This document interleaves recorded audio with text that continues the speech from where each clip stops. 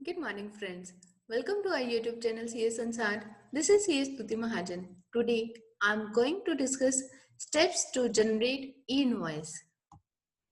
Let's see.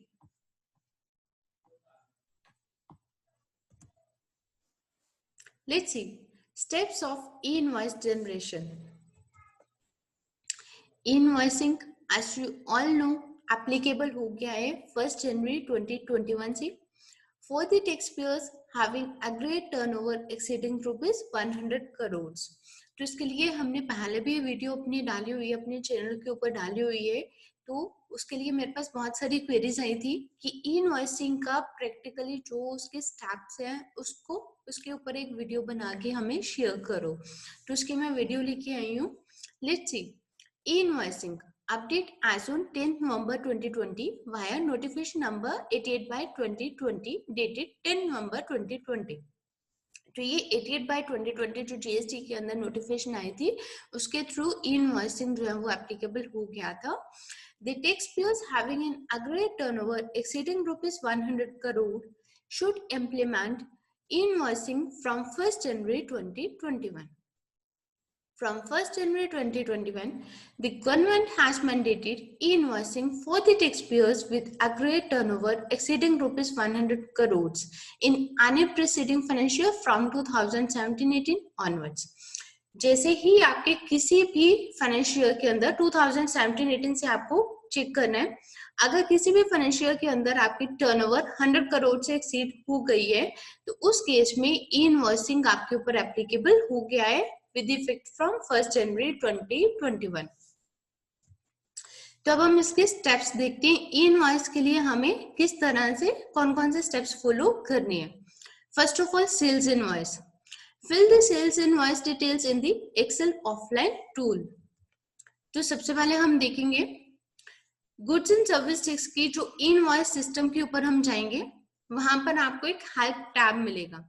Help tab के अंदर tools में बल्क जनरेशन टूल्स, इसको आप क्लिक करेंगे तो आपको राइट हैंड साइड पे एक यहाँ पर जीएसएन प्रिपरेशन टूल्स दिखाई देगा. तो इसके अंदर जो फॉर्मेट ए है इनवॉइस जीएसएन प्रिपरेशन, इस फाइल को आप डाउनलोड करेंगे. डाउनलोड करने के बाद एक एक्सेल की यूटिलिटी ओपन हो जाएगी आपके पास. उस एक्सेल की फाइल के अंदर सबसे पहले आएगा उसका पार्ट ए. उसके अंदर आपको क्या देना है, सेलर जीएसटी एंड डिटेल्स. तो आपको सेलर का जीएसटी का नंबर देना, उसका legal name, address, state, pin code, phone number, तो वो सारे उसकी जो डिटेल्स है आपको फिल करनी है.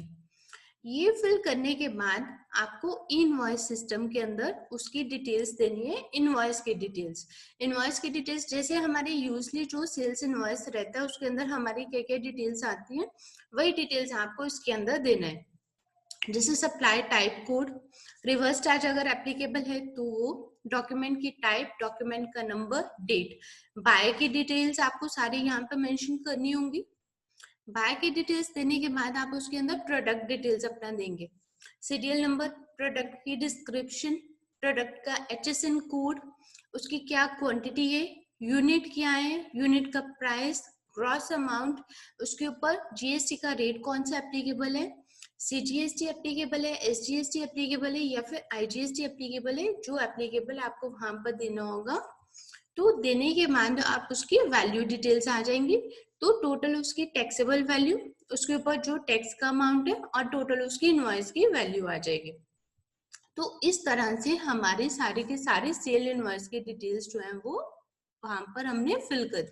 जस्ट लाइक हम एक ऑफलाइन जो भी हम सेल इनवॉइस अगर बनाते हैं उसके अंदर जो जो डिटेल्स देनी है वो हमें इस यूटिलिटी को डाउनलोड करने के बाद इस एक्सेल फाइल को हमें कंप्लीट करना है. अब जब हमने सारी के सारी वहां पर इनवॉइस की डिटेल्स फिल कर दी, फिल करने के बाद हम उस फाइल को क्या करेंगे, वैलिडेट करने के बाद हम उसको जनरेट करेंगे. तो यहाँ पे कौन सी फाइल जनरेट होगी, जनरेट हो जाएगी यहाँ पर जीएसएन फाइल. अब जब हमारी एक जीएसएन फाइल जनरेट हो गई तो अब हम क्या करेंगे, अगेन जीएसटी की साइट के ऊपर जाएंगे, इनवॉइस वाली उस साइट के ऊपर जाके हम कहाँ जाएंगे, लॉगिन करेंगे. यूजर नेम, पासवर्ड और अपना कैप्चा कोड यहाँ पर आप डालोगे. डालने के बाद हम लॉगिन करेंगे. लॉग इन करेंगे तो अब हम देखते हैं कि इनवॉइस उसका हम कैसे प्रिपेयर करेंगे। तो लेफ्ट हैंड साइड आपको एक टैब मिलेगा इनवॉइस। इनवॉइस टैब के अंदर आप जाओगे, वहां पर आएगा बल्क अपलोड। बल्क अपलोड की ऑप्शन को जैसे ही आप क्लिक करोगे तो आपके सामने ये वाली स्क्रीन जो है वो ओपन हो जाएगी। इस बल्क अपलोड की स्क्रीन के अंदर हम यहाँ पर चूज करेंगे फाइल, जहां पे भी हमने वो फोल्डर सेव किया होगा, फाइल सेव की हुई है, वहां से हमने ब्राउज करके सेव कर लिया। सेव करने के बाद हम उस जेएसएन फाइल को अपलोड कर देंगे। जेएसएन फाइल कौन सी है? जिसके अंदर हमने पूरी की पूरी सेल्स इनवॉइस की डिटेल्स दी है। सेल्स इनवॉइस की जो हमने एक्सेल के अंदर डिटेल्स दी है, उसको जब हमने जनरेट किया था, जेएसएन फाइल में जनरेट हुई थी, उस फाइल को जब हम अपलोड कर देंगे, यहाँ पर इनवॉइस के अंदर आकर जेएसएन फाइल को हम अपलोड करेंगे। अपलोड करने के बाद हमारे पास एक एक्नॉलेजमेंट नंबर आ जाएगा। काइंडली नोट दी एक्नॉलेजमेंट नंबर। उस एक्नॉलेजमेंट नंबर को आप नोट कर लो। अब एक्नॉलेजमेंट नंबर आ गया, अब हमें इसका प्रिंट लेना है। तो हम क्या करेंगे, फिर से इनवॉइस टैब के अंदर आएंगे, वहां पर प्रिंट करेंगे। नीचे उसके प्रिंट के ऑप्शन है, तो हम प्रिंट करेंगे।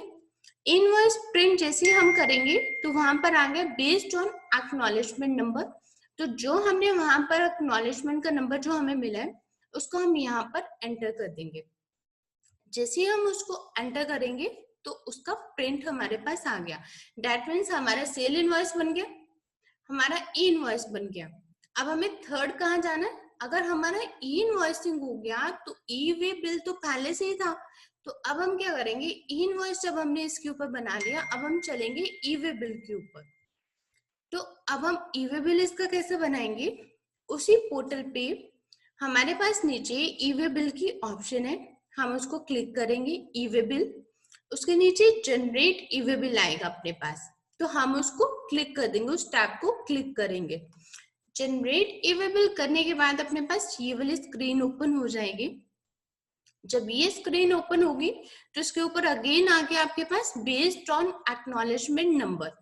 तो इस एक्नॉलेजमेंट नंबर को, जो हमारे पास पहले इनवॉइस को जनरेट करते हुए जो एक्नॉलेजमेंट नंबर आया है, उस एक्नॉलेजमेंट नंबर को हम अगेन यहाँ पर एंटर करेंगे। तो उसके अंदर हमारी डिटेल्स पहले से ही है उस एक्नॉलेजमेंट नंबर के अंदर।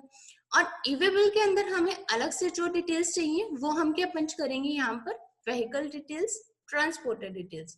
तो जैसे ही हम ये डिटेल्स भी इसके अंदर मेंशन कर देंगे, दैट मीन्स हमारा ई-वे बिल भी रेडी हो गया। सेल्स इनवॉइस सबसे पहले तैयार हमने किया, हमने एक्सेल के फाइल के अंदर अपना सेल्स इनवॉइस की डिटेल्स डाली, जेसन फाइल को क्रिएट किया, उसको जब हमने अपलोड किया तो अपने पास इनवॉइस तैयार हो गया। इनवॉइस रेडी हो गया तो इनवॉइस के बाद हमने ई-वे बिल की जो डिटेल्स है वो पंच कर दी। ई-वे बिल की डिटेल्स के लिए हमने क्या डाला, व्हीकल का नंबर और ट्रांसपोर्टर की डिटेल्स। जैसे हमने ये डाला तो अपने पास ई-वे बिल भी तैयार हो गया। दैट मीन्स अब हमारे पास तीनों चीजें रेडी है, सेल्स इनवॉइस, इनवॉइस और ई-वे बिल।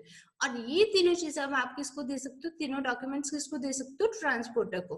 तो अब ये हो गया कि 1 जनवरी 2021 से जो भी टैक्स पेयर्स हैं जिनकी टर्नओवर 100 करोड़ से एक्सीड कर दी है, उसके ऊपर इनवॉइस एप्लीकेबल हो गया। तो जैसे ही इनवॉइस एप्लीकेबल हो गया, that means sales invoice, invoice और ई-वे बिल। ट्रांसपोर्टर के पास आपके जो बिल की कॉपी है उसके साथ ये तीनों चीजें होनी चाहिए, तीनों डॉक्यूमेंट्स होने चाहिए, सेल्स इनवॉइस, ई इनवॉइस और ई-वे बिल। इसके बिना आपकी जो गाड़ी है वो मूव नहीं कर पाएगी। सो इन दिस वे, इस साइट के ऊपर आप लॉग इन करके इस तरह से आप वहां पर अपना इनवॉइस जो है वो क्रिएट कर सकते हो। सो this is all for today. Thank you for watching this video. Please subscribe to our YouTube channel CS Sansar. Till then, keep following CS Tuti Mahajan, CS Sansar. Thank you.